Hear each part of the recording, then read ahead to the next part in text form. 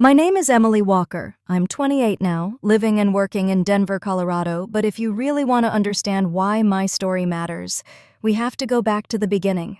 Back to a house where love was unevenly measured and birthdays set the tone for a lifetime. Before I dive in, if stories about family favoritism, resilience, and finding your voice resonate with you, please subscribe, like, and share this channel. Every click helps me keep telling the truth, and maybe, just maybe, it'll reach someone who needs to hear it. I can still see the balloons that weren't for me. I was 7 years old, standing in the backyard of our modest Denver home. The lawn was alive with laughter, music, and the squeals of kids bouncing in the rented castle. A petting zoo was set up near the fence line, and the smell of popcorn and cotton candy filled the air. My little brother Ryan, he had just turned 4, was beaming like the world had spun just for him. Me? I was standing there in my faded sneakers, clutching a store-bought cupcake my mom had handed me, as if that would balance out the fact that 3 months earlier, my own birthday had been just a nice family dinner. My party had been a frozen lasagna, a cake from Safeway, and Dad half distracted by the TV in the living room. "Isn't this fun, Emily?"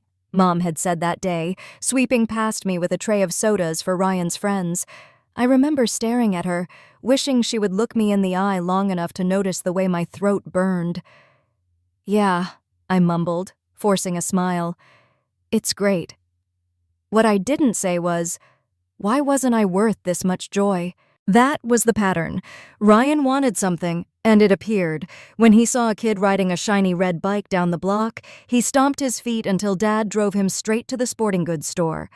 I had spent months saving up allowance for a blue Schwinn of my own. The day I wheeled it into the driveway, proud as anything, Ryan's tantrum was so loud the neighbors peeked out their windows. By nightfall, he had a newer, fancier model, and mine suddenly looked like the knockoff.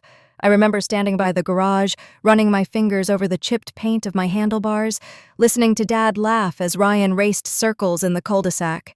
"You'll grow out of it, Em," Dad called. "You're the responsible one. Let him enjoy himself." Responsible. That was their favorite word for me. It sounded like a compliment, but it was really an excuse. We don't have to give to you, because you'll be fine without it. School made the favoritism sharper. In 4th grade, I landed the lead role in our school play. I practiced lines in front of the bathroom mirror over and over, hoping Mom and Dad would finally see me. The night of the performance, I scanned the crowded auditorium from behind the curtain. No familiar faces. They showed up an hour late, just as my big scene ended. "We're so sorry, honey," Mom whispered afterward, adjusting her purse strap. "Ryan had a tummy ache. You understand?" Ryan was fine by then, of course. He was munching cookies from the refreshment table, smiling like nothing had happened. I stood there in my costume, makeup smudged, wondering why my spotlight always had to wait for him. At first I thought maybe if I kept achieving, straight A's, spelling B's, science fairs, they'd notice. But celebrations in our house didn't come when I brought home medals or certificates. They came when Ryan scraped by with a B+ in math. "See? He's improving," Dad cheered, slapping Ryan on the back. That night we went out for dinner, and Ryan got a new phone as motivation. My science fair trophy sat forgotten on the kitchen counter. The real sting wasn't the parties or the presents. It was the message that whispered louder than words. Ryan was the miracle. I was the backup plan. I used to lie awake in my bedroom at night, staring at the ceiling fan, wondering what was so unlovable about me. I wasn't perfect, but I was trying. And trying seemed invisible in our house. One night, I whispered into the dark, "If I disappeared, would they even notice?" The thought scared me, but what scared me more was that part of me believed the answer. Looking back, I see how those small wounds added up, how they set the stage for everything that came later: college, careers, inheritance battles I couldn't have imagined back then. But at 7, 10, 12 years old, all I knew was that my parents' gaze always tilted toward Ryan, leaving me chasing shadows. And that chase, it never really ended. This was the beginning of the divide, the first cracks in the foundation of my family. But as I grew older, those cracks widened, and the favoritism I once thought was just birthdays seeped into everything: school, achievements, even the very way my parents spoke to us. What happened next was the part that truly shaped me, the years where I learned to fight for scraps of attention, only to realize some battles are lost before they begin. If birthdays had shown me where my parents' attention leaned, school drove the point deeper. By the time I was 10, I'd learned to pour myself into anything that might earn their pride: science projects, spelling bees, after-school clubs. I thought if I stacked enough accomplishments in front of them, they'd finally stop looking past me. I still remember the night of the 4th grade play. I'd landed the lead role after weeks of rehearsals, practicing lines in front of the mirror until my throat ached. My costume, sewn by the art teacher, felt stiff and magical all at once. I peeked through the heavy red curtain at the buzzing auditorium. Rows of parents leaned forward in their seats, cameras ready. But the seats I searched, row 3, center, stayed empty. "Emily, you're on in 2 minutes," my teacher whispered, resting a hand on my shoulder. I nodded, but my chest felt tight. When the spotlight hit me, I delivered my lines with every ounce of courage I had, telling myself they'd be proud when they arrived. But when the curtain fell and the applause echoed, my parents still weren't there. They showed up an hour late, just as I was slipping out of costume. "Oh, honey, we're so sorry," Mom said, brushing lint off Ryan's jacket. "He had a stomach ache and then we lost track of time." Ryan was grinning, a cookie in each hand, perfectly fine. I stood there, holding my script, makeup smudged at the corners of my eyes, nodding like it didn't matter. But inside, it felt like my big moment had been stolen. That wasn't a one-time thing. Middle school was worse because I actually started to win. I joined the math club, got straight A's, and spent weekends buried in science fair experiments. The year I won first place at the regional competition, I came home cradling the trophy like it was proof I belonged. I set it on the kitchen counter, practically vibrating with excitement. "Guess what?" I said, voice trembling. "I won!" Dad looked up from his laptop for a second. "That's nice," he muttered. "But don't let it go to your head." Meanwhile, Ryan walked in from school with a test paper, a shaky B+ scrawled in red ink. Mom squealed like he'd cured cancer. "Look at this, Richard! He's improving! We should go out and celebrate!" That night, they took us to dinner. Ryan got a brand new phone as a reward. My trophy was still sitting on the counter when we got home, forgotten under a pile of junk mail. I'd love to tell you, I shrugged it off, that I was strong enough not to care. But I was a kid. Every time they cheered for him and glanced past me, something inside me folded smaller. I can still see one night in 8th grade. I was hunched over my desk, drafting an essay for a national contest. Ryan barged into my room without knocking, holding a flyer. "Mom says I can skip homework tonight," he bragged. "There's a video game tournament, and they want me to go. Want to come?" I stared at him, pencil frozen mid-sentence. "They never let me skip," I whispered. Ryan shrugged. "Guess that's 'cause you don't need the help." He didn't mean it cruelly. He was parroting what he'd been told his whole life. I was the responsible one, the steady one. He was the miracle in need of saving. By high school, I'd become addicted to trying harder. I was editor of the school newspaper, captain of the debate team, and carried a 4.0 GPA like it was armor. I thought, surely now they'll notice me. But when I got accepted into a prestigious summer program at Harvard my junior year, the reaction at dinner was flat. "That's nice," Mom said, spooning mashed potatoes onto Ryan's plate. Dad cleared his throat. "Just don't forget about us when you're off becoming a big shot." Then he turned to Ryan, eyes bright. "So, how's that audition for the dance showcase going?" The shift in focus was so fast it made my head spin. I smiled weakly, stabbing at my food. Inside, though, I was screaming, "Why can't you hold on to me for just 1 second?" What hurt most wasn't even the silence around my successes. It was the way my parents managed to turn Ryan's smallest effort into an event. He stumbled through high school, barely keeping a C average, but when he graduated, they bought him a car. "For knowing himself," they said, as if refusing college was some grand act of bravery. Meanwhile, I was crafting college essays late into the night, chasing scholarships, trying to map out a future without their help. Looking back now, I realize the lesson was being etched into me year after year. My worth wasn't measured by effort or achievement, at least not in their eyes.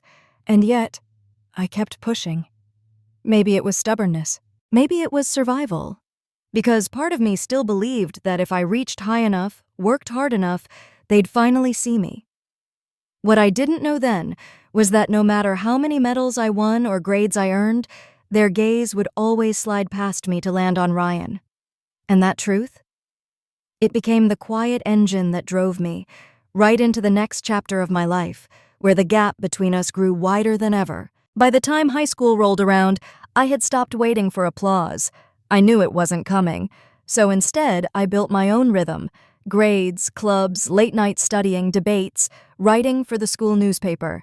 It became my refuge, a way to prove to myself what my parents refused to see. Still, a part of me couldn't help hoping. That's why the summer after my junior year felt so electric.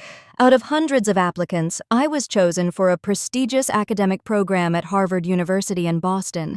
It was the kind of opportunity that could change a life, the kind of line on a resume that makes doors swing open. I remember clutching the acceptance letter, my hands shaking as I unfolded it at the dinner table. "Mom, Dad, look!" I got in. My voice cracked, half laughter, half tears. Ryan was spooning mashed potatoes, barely listening. Dad leaned back in his chair, frowning.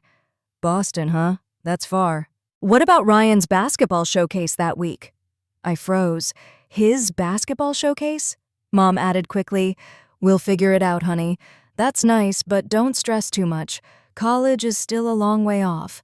The letter fluttered in my lap. I stared at them, waiting for the pride, the excitement. It never came. As the date drew closer, the tension thickened. I needed a ride to the airport. Denver International was a good 40 minutes from our house, but my parents had already circled Ryan's showcase on the calendar in red. "We can't be two places at once," Dad said, as if it were obvious. "You're independent, Emily. You'll manage." So I managed.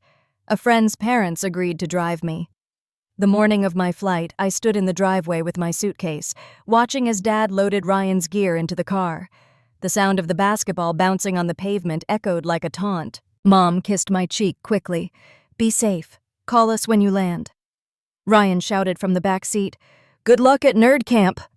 The car pulled away, leaving me staring at the dust their tires kicked up. My friend's mom honked gently from the curb. I forced a smile and climbed in, swallowing the lump in my throat. Landing in Boston should have felt like triumph, and in some ways, it did. Harvard's campus buzzed with energy, the air thick with possibility.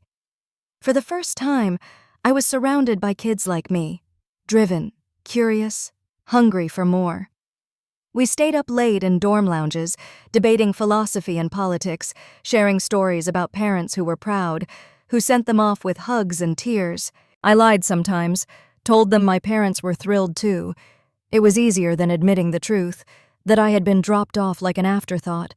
But at night, lying in the narrow dorm bed, I'd picture Ryan at his showcase, our parents in the bleachers, cheering loud enough for everyone to hear. The ache in my chest was sharp, but beneath it, something stronger was growing, resolve. When the program ended 6 weeks later, I flew back to Denver with a portfolio of research and a new fire inside me. I wanted to tell them everything. The lectures, the mentors who believed in me, the friends who made me feel seen. Instead, dinner was the same routine. I placed the folder on the table. I learned so much. This could really help with college applications. Dad barely glanced at it. "That's nice. Did you see Ryan's stats from the tournament? He made 2 3-pointers. Mom beamed. "We're so proud of him. He's really finding his place." I stared at them across the table, Ryan grinning as he scrolled through photos on his phone, and I realized something brutal. No matter how high I climbed, they'd always be looking the other way. That realization didn't break me. It pushed me. I doubled down senior year, editor-in-chief of the paper, debate team captain, volunteering. Every free moment was fuel for my college applications. If they wouldn't fight for my future, I'd fight for it myself. There was one night I'll never forget. I was hunched over my laptop at 2 a.m., eyes burning, polishing yet another draft of an essay. Ryan wandered in, yawning, holding a bag of chips. "Why do you even try so hard?" he asked, crunching loudly. "Because somebody has to," I whispered, without looking up. He laughed like I'd told a joke and wandered back to bed, but my hands shook as I typed, the words blurring through tears. When the acceptance letters finally arrived months later, I ripped them open with trembling hands, offers from elite universities, scholarships I had clawed into existence. My dream school had said yes. That night at dinner, I laid the letters out like treasure. "That's great, Emily," Mom said, glancing at the clock. "But don't let it change you." Dad added, "College isn't everything. Just remember where you came from." And then, as if on cue, Ryan announced he didn't want to apply to college at all. "I think I'll just take some time. Figure things out." Mom reached across the table, squeezing his hand. "We're proud of you for knowing yourself." The sting of those words cut deeper than any rejection ever could. Sitting there, listening to their praise wash over him, I realized my path would never run parallel to theirs. If I wanted a future, I'd have to carve it on my own, even if it meant walking it alone. And so I did. But the cost of independence is loneliness, and it would take years before I understood just how heavy that weight could become. By the time I packed my bags for college, I knew I couldn't lean on my parents for anything but criticism. If I wanted a future, it would have to be built with my own two hands. Leaving Denver for the University of Chicago was both terrifying and liberating. I remember the drive, 20 hours across endless plains with all my belongings crammed into the back of a friend's minivan. My parents hadn't even offered to help me move. Ryan had a basketball game that weekend, and family priorities had already been decided. "Text us when you get there," Mom said flatly at the door, hugging Ryan instead of me. Dad handed me $50 like it was a fortune and said, "Don't waste it." That was my send-off. Chicago was a shock to the system. The pace, the noise, the way the wind whipped off the lake and cut through my jacket. But I threw myself into it. I studied finance like it was oxygen, filling my schedule with extra classes, part-time work at the library, tutoring on weekends. The first time I called home to tell them about my straight A's, Dad chuckled. "Don't get cocky," he said. Mom quickly changed the subject. "Ryan's team won last night. He scored 6 points!" I held the phone in silence, staring at the cracked dorm ceiling, feeling the familiar sting. Then I smiled to myself. Fine. If they won't celebrate me, I'll celebrate myself. So I did. Every test I aced, every paper I nailed, I bought myself a small treat, a coffee I couldn't quite afford, a used book from a thrift shop. They became my medals. 4 years later, I walked across the graduation stage in Chicago, my name echoing through the auditorium. The honor cords draped around my shoulders felt heavier than they looked. My parents didn't come. They sent a card that read, "Congratulations, Emily. Stay humble." Ryan posted photos of his weekend fishing trip on Instagram that same day. They were in the background, smiling, holding his catch. I wasn't surprised. I had stopped expecting them to show up a long time ago. After graduation, I returned to Denver, not to my parents' house in Boulder, but to a tiny apartment downtown. It had peeling paint and a view of a brick wall, but it was mine. I landed a job at a mid-sized investment firm. The work was brutal. Early mornings, late nights, endless spreadsheets. But for the first time, I felt like I was steering my own ship. When I received my first promotion at 25, I wanted so badly to call home and share the news. Instead, I called my grandma, Margaret. "Sweetheart, I knew you'd do it," she said warmly. "Your grandpa would have been so proud." Her words filled the space my parents' silence always left behind. By 27, I had saved enough for a down payment on a small house in Denver. I remember unlocking the door for the first time, the echo of my footsteps in the empty living room. I laughed out loud, half in disbelief, half in triumph. I invited my parents over, hoping maybe this time they'd see me. "Nice place," Dad said, scanning the walls like he was appraising property. Mom ran her fingers along the countertop. Ryan would love a space like this. Too bad he's stuck at home. I clenched my fists in my pockets. Too bad? He doesn't even pay rent. Ryan wandered in behind them, slouched and yawning. Cool, he said, grabbing a soda from my fridge without asking. My parents beamed at him like he'd accomplished something monumental just by existing in my kitchen. That night, after they left, I sat on the floor of my new living room, the silence pressing in around me. I should have felt proud. I was proud. But there was also this ache. The reminder that no matter how far I ran, their approval was always tethered to Ryan. Still, independence was mine now. I paid my bills, built my credit, decorated my home with colors I loved. Every paycheck was proof that I didn't need their favoritism to survive. One Sunday dinner, not long after, Dad leaned back in his chair and sighed. You know, Emily, you should be grateful. We let you stay at home through college, paid for your braces, bought your school supplies. That's more than most kids get. I bit back the words I wanted to say, that those were basics, not favors. That they had bought Ryan a car for graduating high school with C's, while I had walked miles to class some days because the bus was late. Instead, I forced a smile. Thanks, Dad. But inside, a storm was brewing. I was no longer the child begging for scraps of validation. I was a woman with a career, a house, and a growing conviction that I deserved better than being treated like second best. I wish I could say the story ends there, with me building a life free from their shadow. But the truth? Family favoritism has a way of sneaking back in, no matter how far you've come, and when my grandfather passed away, leaving behind the inheritance he had built from nothing, I learned that independence wasn't enough to shield me from the weight of their bias. That's when everything unraveled. The year I turned 28, life felt like it was finally settling into something solid. I had my house in Denver, a career in finance, and a growing sense of independence, but stability never lasts long in my family. It was late autumn when the phone rang. Grandma's voice on the other end was quiet, almost trembling. "Emily," she said, "your grandpa passed away this morning." I sank into the couch, staring at the hardwood floor as her words washed over me. Grandpa Harold had been the one constant in my life, the one who asked about my grades, who saved my newspaper clippings and pinned them on his bulletin board. He wasn't perfect, but he had seen me, and now he was gone. A few weeks later, we gathered at a law office in Fort Collins for the reading of the will. The drive from Denver felt endless, the mountains a blur through the window as my stomach twisted.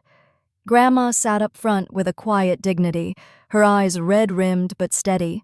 Dad and Mom were tense beside me, whispering back and forth like conspirators. Ryan slouched in his chair, scrolling on his phone. The lawyer, a gray-haired man in a navy suit, adjusted his glasses and began reading. Grandpa's estate was sizable, decades of hard work building his small business into something lasting. His words were clear. Everything would be divided equally among his children and grandchildren. When the lawyer read my name and the figure, $500,000, I froze. The number didn't feel real. My chest tightened as I thought of the weight it could lift. My student loans, the chance to invest, maybe even start the community center I'd been dreaming about. But before I could even breathe it in, I felt Dad's glare on me.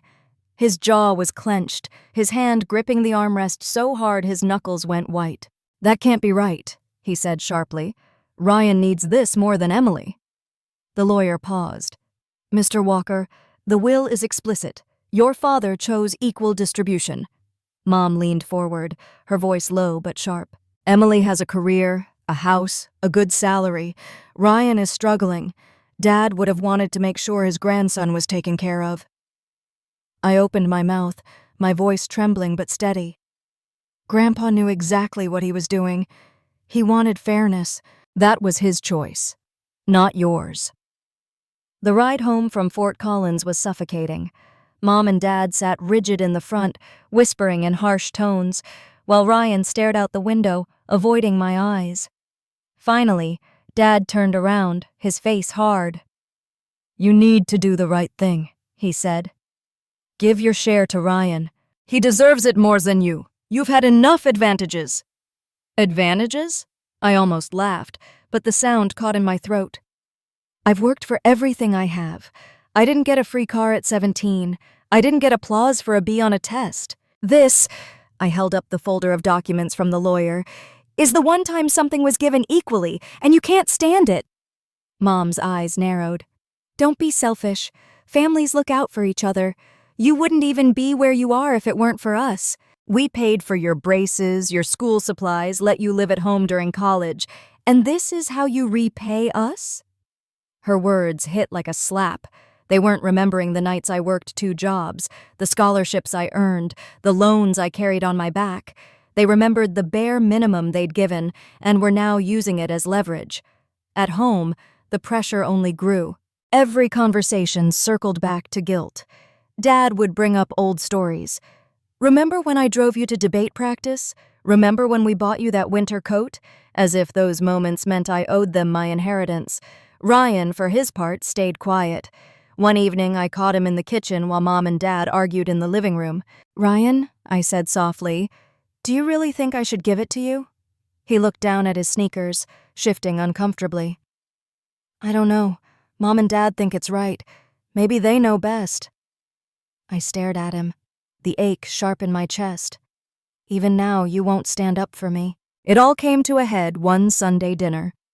The air was heavy with unspoken words as Dad finally declared, "As executor, I'll handle this myself. Your grandfather would have wanted Ryan to be secure. I'll see that your share is transferred." I shot up from the table, my chair scraping the floor. "That's illegal, and you know it. Grandpa chose fairness. You're twisting his words because you can't let go of your obsession with Ryan." Mom gasped. "Don't speak ill of the dead. Your father knows what Harold meant." My voice shook, but I didn't back down. "No. Grandpa believed in me. He told me so. He kept my letters, my awards. He wanted us all to have a chance, not just Ryan." For the first time, Dad's face flickered with something like guilt, but it hardened just as quickly. "You'll regret this," he said coldly. "Don't forget who raised you." That night, I lay awake in my Denver house, staring at the ceiling. The inheritance, meant to be a gift, had turned into a battlefield, and beneath the anger was grief, not just for Grandpa, but for the family I had always wanted and never truly had. I didn't know it yet, but this was only the beginning. Because once Grandma found out what they were trying to do, the entire story of favoritism, lies, and betrayal would burst into the open, and there would be no going back. The weeks after the will reading were tense.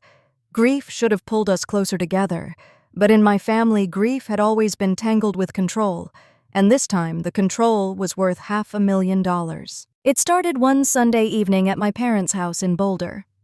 The smell of Mom's pot roast filled the kitchen, but the atmosphere was thick with unspoken words.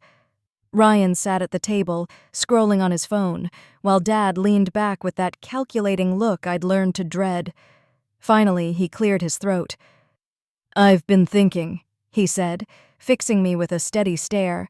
"As executor, it's my responsibility to interpret Dad's intentions, and I know for a fact he wouldn't have wanted things split evenly. He worried about Ryan." I froze, fork halfway to my mouth. "That's not true. Grandpa wrote it clearly. Equal shares, no exceptions." Dad's voice hardened. He didn't know what Ryan's future would look like. Now he's 25, working part-time, barely getting by. You have a career, a house, savings. You don't need that money. Ryan does. I set my fork down slowly. My heart pounded, but my voice came out steady. "You can't just change a legal document because you think it's unfair. That's not your choice." Mom jumped in, her tone sharp but pleading. "Emily, we're asking you to think of your brother. Families sacrifice for each other. Don't you want to see him succeed?" I laughed bitterly. "You mean, don't I want to keep the pattern going? Ryan gets everything, and I get to smile and say thank you?" Ryan finally looked up from his phone. His expression was uneasy. "I mean, I wouldn't say no to the help, but it's not like I asked for this." His words stung because they were true. He hadn't asked, but he wasn't pushing back either. Over the next days, the pressure escalated. Dad cornered me in the driveway after work one evening. His breath fogged in the cold air as he crossed his arms. "You know, Emily, he said. "All those braces we paid for, the years we kept a roof over your head, this is your chance to show gratitude. You wouldn't be where you are without us." I clenched my fists. "You raised me. That's the bare minimum, not a debt I owe for life. And this isn't yours to give away." His jaw tightened. "You're being ungrateful. Selfish." The word echoed in my head long after he stormed back inside. Selfish, for wanting what my grandfather had chosen for me. A week later, I came home to find an envelope in my mailbox. Inside was a typed letter with Dad's signature at the bottom. It said he had decided, in his capacity as executor, to allocate Emily's inheritance to Ryan for his long-term well-being. I dropped onto the couch, staring at the paper. My hands shook with rage. It wasn't just manipulation anymore. It was theft, dressed up as moral authority. I called them immediately. Dad answered, his tone smug. "You got my letter. Good. It's done." "It's not done," I snapped. "You don't have the right. Grandpa's will is legally binding." He scoffed. "The courts don't need to get involved if you cooperate. Don't drag this family through drama." Mom's voice chimed in from the background. "Emily, please, be the bigger person." I hung up, my pulse racing. Be the bigger person. That phrase had haunted me my entire life. Code for give up what's yours so Ryan can shine. That night, Ryan came by my house unexpectedly. He stood awkwardly in the doorway, hands shoved in his hoodie pockets. "Look," he muttered, "I don't want this to turn into a war. Maybe Dad's right. Maybe you don't need it as much as I do. But I also don't want you to hate me." I swallowed hard. "I don't hate you, Ryan. But I hate that you won't stand up for me. You know this isn't what Grandpa wanted." His eyes darted away. "Mom and Dad know best. They always have." The words cut deeper than he realized. I wanted to scream, "No, they don't. They've ruined us." Instead, I just nodded because arguing felt like shouting into a storm. Days blurred into nights, each conversation another attempt to guilt me. Mom wept on the phone, saying I was splitting the family. Dad left voicemails threatening that if I didn't comply, I'd regret it. Even at family dinners, the air was poisoned. But underneath their pressure, something shifted in me. For the first time, I wasn't just hurt. I was furious enough to fight. Because if they thought they could erase Grandpa's last act of fairness, they were wrong. And I knew exactly who I needed to turn to. Grandma Margaret. The one person in this family who had never treated me like an afterthought. After weeks of pressure from my parents, I finally hit the point where anger outweighed fear. I couldn't fight them alone anymore. So one Saturday morning, I drove north to Fort Collins, clutching the letter Dad had sent me about reallocating my inheritance. Grandma Margaret answered the door before I even knocked. She looked smaller than I remembered, her silver hair tied back, but her eyes, sharp, steady, were the same ones that had watched me grow up. "Emily," she said, pulling me into her arms, "I was waiting for you." The warmth in her voice nearly broke me. I hadn't realized how much I needed to hear my own name spoken without disappointment attached. We sat at her kitchen table, the smell of chamomile tea filling the air. My hands shook as I slid the letter across the table. "Dad's trying to take it," I whispered. "He says he knows what Grandpa really wanted." Grandma adjusted her glasses and read silently. With each line, her jaw tightened. When she finished, she slammed the paper down so hard the teacup rattled. "Absolutely not," she said. "That is not what your grandfather intended. Harold was very clear." I swallowed, my voice small. "Then why are they doing this? Why am I always the one they try to strip down?" Her face softened. She reached across the table, covering my hand with hers. "Because they think they can. But not this time." That's when she revealed something I had never known. Years earlier, my parents had already tried to persuade Grandpa to leave everything to Ryan. "He refused," Grandma said firmly. "He told them he believed in fairness. He even added a clause to the will. If anyone challenged equal distribution, they'd lose their share entirely. He saw this coming." I blinked, stunned. "So, he knew? He knew they'd try to do this?" Grandma nodded. Your grandfather wasn't blind to their favoritism. He told me more than once how proud he was of you, how he wanted to make sure you were protected. Tears pricked my eyes. For years, I'd convinced myself maybe I was imagining it, maybe I was too sensitive. But here was proof. Someone had seen me. Grandpa had seen me. Grandma didn't waste time. She picked up the phone and called the family's attorney. Her voice was iron. I need you to confirm the stipulation Harold added, and we may need to remove Richard as executor if he keeps this up. Then she called Dad's siblings, my aunts and uncles. One by one, she laid it out. The letter, the manipulation, the history. I could hear the outrage on the other end of the line. Unbelievable, my Aunt Carol muttered. I knew he favored Ryan. But this? Uncle James said. By the end of the evening, the quiet kitchen had become a command center. Grandma's determination filled the room like a storm. For the first time, I didn't feel like I was carrying the fight alone. Of course, my parents didn't take the news quietly. The next weekend, Dad showed up at my house unannounced. He stormed into the living room, waving his hands. How dare you involve my mother? You're turning the whole family against me. I stood my ground. You wrote me a letter saying you were taking my inheritance. What did you expect me to do? Just hand it over? Mom's eyes brimmed with tears, but they were sharp, manipulative tears I'd learned to recognize. We were only trying to help Ryan. He's not as strong as you. You can't stand to see him get a break, can you? My voice cracked, but it came out louder than I intended. No, I can't stand watching you rewrite Grandpa's wishes just to keep the pattern going. He wanted fairness. He meant it. For the first time in years, the house was silent. Dad's face flushed, his mouth opening and closing with no words. He knew I wasn't backing down. Later that week, the attorney confirmed everything. The clause was ironclad. If Dad pursued his plan, he'd forfeit his own share. Grandma also moved swiftly, filing paperwork to remove him as executor. When the official notice arrived, Dad's rage was volcanic. He shouted, slammed doors, accused me of destroying the family. But under the anger, I saw something else flicker: fear. He was losing control, and he knew it. One night, exhausted, I called Grandma again. My voice trembled. Was I wrong to push back? I feel like I'm breaking everything apart.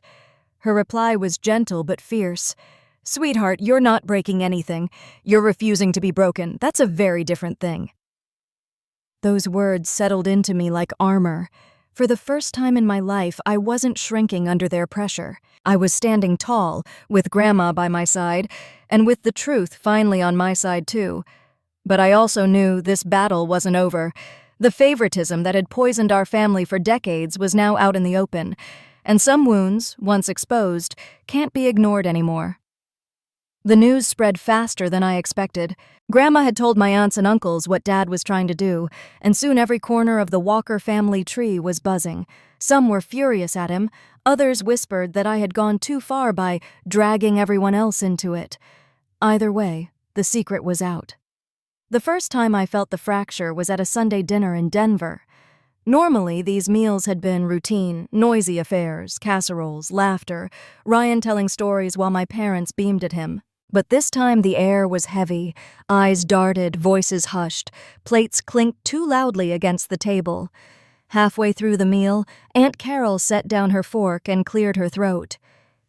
Richard, I can't believe you'd try to override Harold's wishes. He was crystal clear.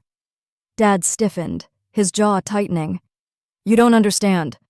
I'm protecting Ryan. He needs it.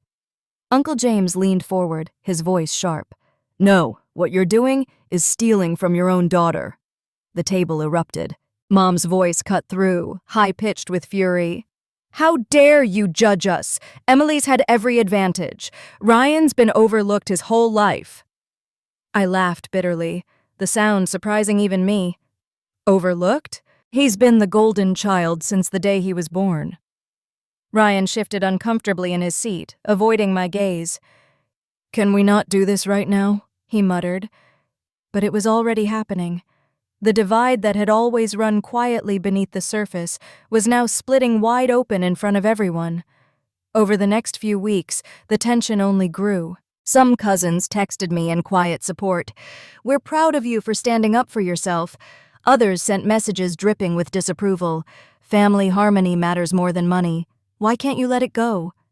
Even gatherings outside my parents' house became battlegrounds. At a cousin's birthday party, I overheard two relatives whispering near the cake table. "Emily's being selfish. She should just hand it over. What's $500,000 to someone with a career like hers?" My stomach nodded, but before I could walk away, another cousin snapped back. "You think it's about money? It's about fairness. You don't know what she's lived through." I wanted to thank her, but the lump in my throat wouldn't let me. The worst confrontation came one evening when Dad showed up at my house without calling. He paced the living room, red-faced. "You've turned the whole family against me," he spat. "Do you realize what you've done?" I stood by the window, arms crossed. "I didn't turn them against you. You did that when you tried to take what wasn't yours." His hands shook as he pointed at me. "You're tearing this family apart." The words hit me like a punch. For so long, I'd feared exactly that standing up for myself would mean losing them entirely. But then I remembered Grandma's words. "You're not breaking anything. You're refusing to be broken." I straightened my shoulders. "No, Dad, I'm not tearing the family apart. I'm refusing to let you keep doing it." His face twisted, but before he could reply, Ryan stepped into the doorway. He had been quiet all night, but now his voice cracked. "Maybe we should just drop it." I turned to him, my voice trembling. "You could stop this. You could tell them you don't want to take my share." Ryan's eyes dropped to the floor. "I can't. They'll never forgive me if I go against them." The silence that followed was louder than any shouting. That night, after they left, I sat in my empty living room and felt the weight of it all. The Walkers were officially split, some with me, some with my parents, Ryan trapped in the middle but too afraid to move. For the first time in my life, I wasn't just the forgotten child. I was the one who had drawn the line in the sand, and the cost of that line was staggering. Family dinners became unbearable. I skipped one for the first time ever, unwilling to sit through the cold stares and muttered accusations. Holidays loomed ahead like storms on the horizon. And yet, somewhere in the ache, there was a flicker of something new. Strength. Because every time they tried to guilt me, I held firmer. Every time they told me I was selfish, I reminded myself that Grandpa had chosen fairness. Still, I couldn't ignore the ache of watching my family unravel. Cousins stopped calling. Old group chats went silent. Even walking into the grocery store in Boulder felt like stepping into enemy territory. Who would nod politely and who would look away?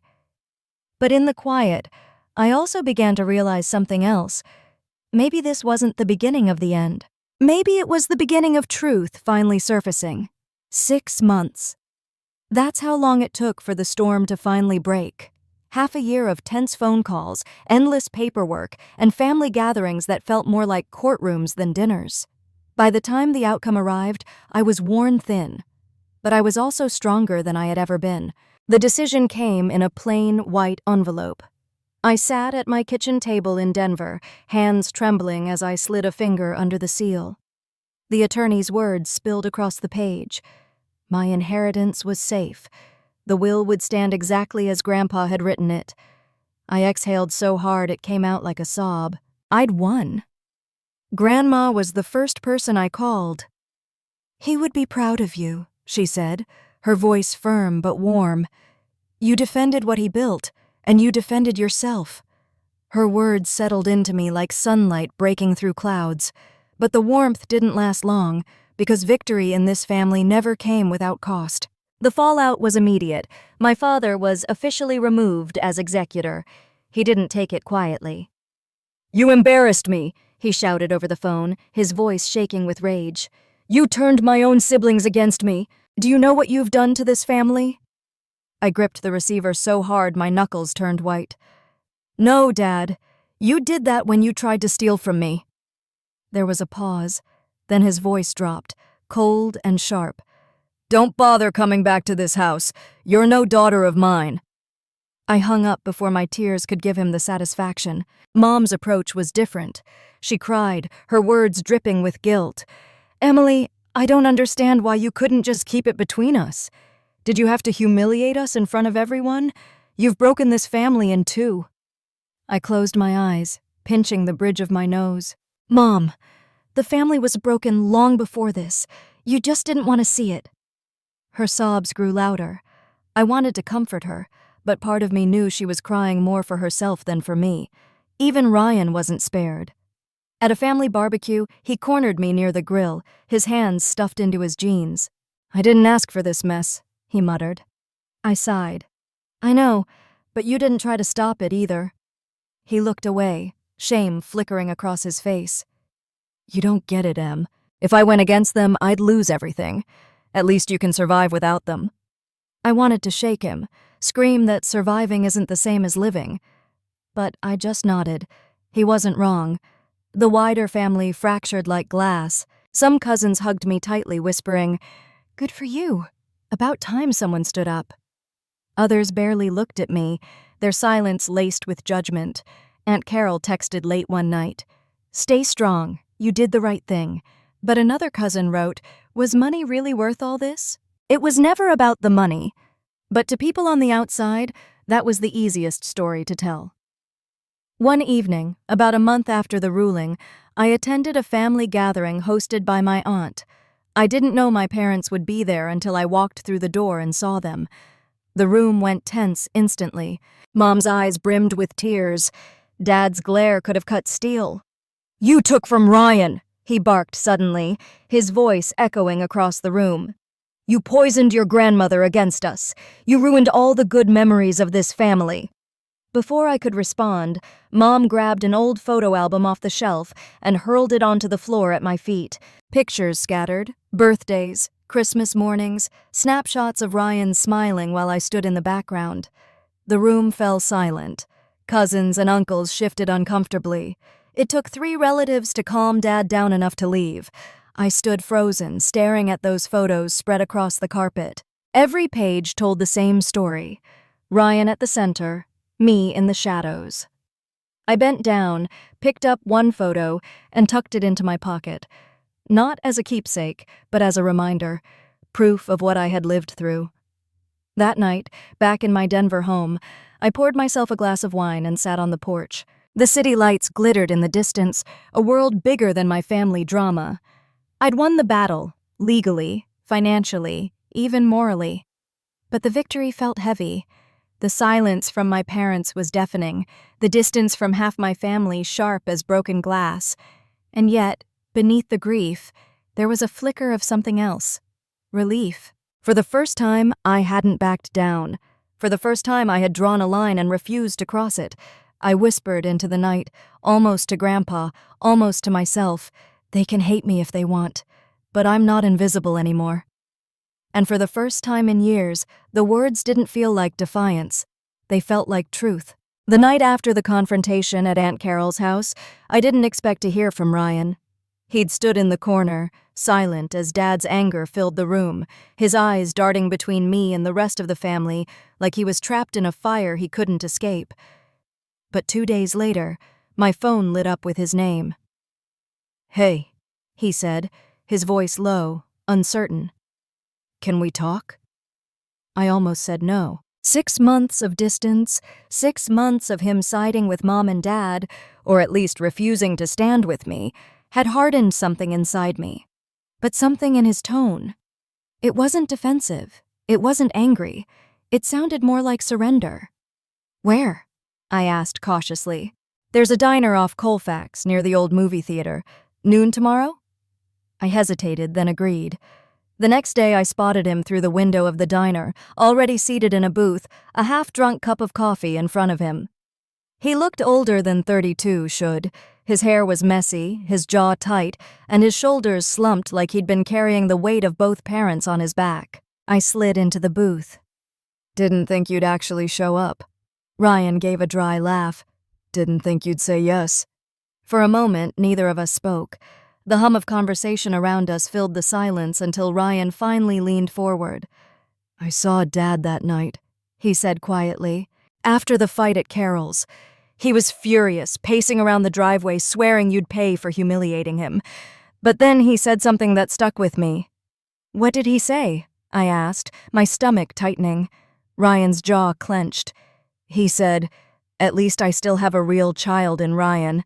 Emily's just a mistake I wish I never had." The words hit me like a punch to the chest, but I forced myself not to flinch. I'd spent years suspecting that truth. He had never really seen me as his daughter, but hearing Ryan say it out loud shattered something final. I looked at my brother, and for the first time, I saw guilt etched across his face. "Ryan." He shook his head quickly. "Don't. I realized then that he doesn't love me either, not really. He only loves control, and I've been letting him use me as a pawn against you." His voice cracked. "I'm sorry, Em. I should have stood up for you. I was too scared of losing him, of losing everything. But I think I lost you instead." I swallowed hard. "You didn't lose me. You just hurt me, over and over again. And I don't know if I can forget that." "I don't expect you to," he admitted. "But I want to make it right. I want to be your brother, not Dad's soldier." For the first time in months, I saw the boy I grew up with. The one who once held my hand when I scraped my knee. The one who stayed up late whispering secrets across our shared wall. That boy had been buried under years of favoritism and manipulation, but he wasn't gone. "I need to know this isn't just guilt talking," I said firmly, "because Dad will come after me again, and if you're standing with me, it'll mean turning your back on him, completely." Ryan stared down at his hands, then looked up, eyes steady. "Then that's what I'll do." The waitress came by to refill his coffee, and we both fell silent until she left. Ryan rubbed the back of his neck, uneasy. "There's more," he confessed. "Dad's been meeting with a lawyer in secret. He's trying to appeal the ruling, claiming Grandma was manipulated. He wants me to testify against you." Anger surged through me, hot and sharp. "Of course he does." Ryan leaned forward urgently. "But I won't, not this time. I'll tell the truth." I studied him, searching for cracks, for hesitation, but his eyes held steady, and for the first time, I believed him. When we finally left the diner, the sun was bright overhead, almost too bright after months of shadows. Ryan walked me to my car, hands stuffed in his jacket pockets. "I don't know how to fix everything," he said, his voice softer now, "but I want to start by fixing us, if you'll let me." I looked at him for a long moment, then nodded slowly. "We'll take it one step at a time. But Ryan, if you betray me again, I won't give you another chance." He swallowed hard, then gave a small, almost relieved smile. "Fair enough." That night, I sat on my porch again, Denver's skyline glittering in the distance. My heart was lighter than it had been in months. The family was still fractured. My parents still saw me as an enemy. But Ryan was finally peeling away from their grip. For the first time in years, I felt a fragile hope flicker to life. Maybe we couldn't rebuild the family we'd lost. But maybe, just maybe, my brother and I could build something new. Something real. The weeks after Ryan's quiet reconciliation with me were strange, almost surreal. I had expected silence, maybe hostility, but not what happened next. One Sunday afternoon, I came home from work to find a letter tucked under my apartment door. The handwriting was unmistakable. Mom's. For years, her notes to me had been clipped, perfunctory, reminders about birthdays or scolding words when I didn't fall in line. This one, though, was different. The edges of the page were damp, as though her hands had been shaking when she wrote it. "Emily, I don't know how to begin. Maybe with, 'I'm sorry. I thought I was protecting our family by siding with your father, but I see now that I've been protecting his pride instead. I was wrong. If you'll let me, I want to meet. Just us.'" I read it twice, 3 times the words blurring. Part of me wanted to rip it up. Another part, the part that still remembered the warmth of her hugs when I was a little girl, ached to believe her. We met at a small cafe in downtown Denver. When I walked in, she was already seated, her hands wrapped tightly around a mug of chamomile tea. She looked older than I remembered, like the years of silence and loyalty to Dad had aged her faster than time should. "Emily," she whispered when I sat down. Her voice cracked. "You came." "I almost didn't," I admitted. "I don't know what this is." Her eyes shimmered. "It's me, finally seeing things clearly. For too long, I let your father's anger dictate everything, how we lived, how we treated you, even how I thought about myself. I thought if I kept peace with him, we'd survive as a family. But I realize now, we lost you in the process, and that's not survival. That's destruction." I swallowed hard. "Why now?" "Because," she said, lowering her gaze, "the night of the court ruling, I heard him on the phone. He wasn't grieving his father, he was scheming. He called you names I can't even repeat, and when I told him to stop, he looked at me like I was a stranger." She paused. "I think he hates you because you remind him of the choices he never had the courage to make." Her words sliced deep. I wanted to stay cold, to remind myself that this was the same woman who had looked away when Dad humiliated me. But there was something raw in her eyes now that I couldn't ignore. Back at their house, however, Richard was doubling down. Ryan told me later about the shouting match that erupted when Mom confronted him. "You can't keep treating Emily like she's the enemy," Mom shouted, her voice trembling but firm. "She betrayed this family," Dad snarled. "She dragged our name through court. She sided with outsiders against her own blood." "Our blood?" Mom's laugh was bitter. "You've bled her dry since she was a child. You never gave her a chance to be part of this family. You only demanded obedience." Ryan, standing in the hallway, said Dad's face went red. He slammed his fist on the table so hard the picture frames rattled. "You're either with me, Linda, or you're against me. Don't forget who put this roof over your head." Mom's voice, quieter now but unyielding, carried down the hall. "It wasn't you, Richard. It was your father, and Emily is just as much his legacy as you are." When Ryan told me all this, I sat stunned, torn between relief and dread. Relief that Mom was finally, at long last, standing up for me. Dread because I knew how dangerous Dad could be when cornered. His pride was his religion, and now even his wife was challenging it. That night, Mom called me again. Her voice was soft but urgent. "Emily, your father won't back down. He's going to fight this until he has nothing left. But I don't want to lose you too. Please, don't shut me out." For the first time in years, I let myself cry while talking to her. "I don't know if I can trust you," I admitted through tears. "I'll earn it," she said simply. "Even if it takes the rest of my life." Meanwhile, Dad's stubbornness turned into obsession. He met with lawyers, threatened old friends of the family, and even hinted that he would sell the house just to starve Emily out. Ryan called me late one night. His voice was tight with anger. "He's unraveling, Em. He told me if I testify against you, he'll leave me everything, but if I don't, he'll cut me out completely." I exhaled slowly, my chest tight. "And what did you say?" Ryan paused, then answered firmly. "I told him I don't want anything that comes with his chains." For the first time, I realized the tide was turning. Slowly, painfully, but undeniably. As I lay in bed that night, I couldn't help but think, families don't break in one moment. They fracture piece by piece until one day the cracks are too wide to ignore. But sometimes those same cracks let in light, and now, for the first time, I saw a faint glow through my mother's trembling courage and my brother's quiet defiance. Dad might cling to his rage until the end, but maybe, just maybe, we were no longer powerless against it. The house felt different after Dad's last furious attempt to control us. It was as if the walls themselves had exhaled, releasing years of tension we hadn't realized we carried in our lungs. Mom was quieter, steadier, as if a weight had finally rolled off her shoulders.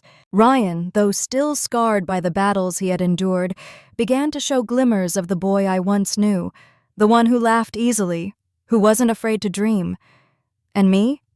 I was learning to live again without fear of being watched, judged, or crushed under someone else's expectations. One chilly March morning, I sat in my apartment surrounded by boxes. My lease was ending, and for the first time in years, I wasn't terrified of what came next. I had choices now, opportunities, freedom. The phone buzzed. It was Ryan. "You packed yet?" he teased. I smiled. "Almost. You sure about this?" "Positive," he said. His tone was resolute, but beneath it I could hear something else, hope. "We start fresh, Art. Together." He was right. For months, we had been quietly planning, mapping out a life far away from Dad's shadow. A small city 2 states over, a modest house we could share until we each found our footing.